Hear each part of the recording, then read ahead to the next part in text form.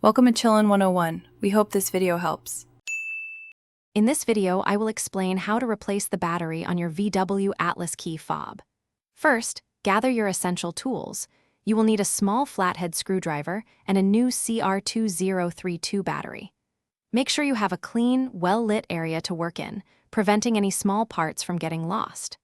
This simple process takes only a few minutes and can save you a trip to the dealership. Now, let's open the key fob. Locate the small release button on the side and press it firmly. This will allow you to pull out the emergency key blade. Next, find the small slot where the emergency key was removed. Insert your flathead screwdriver into this slot and gently twist it to pry open the two halves of the fob. Be careful not to force it. With the key fob open, you will see the old battery.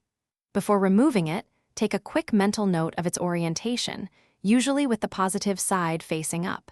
Use your small flathead screwdriver to carefully pry out the old CR2032 battery. Now, insert the new CR2032 battery, ensuring the positive side is facing upwards, just like the old one. Finally, it's time to reassemble your key fob. Carefully align the two halves of the fob and press them firmly together until you hear a click, ensuring they are securely sealed. Slide the emergency key blade back into its slot until it locks into place.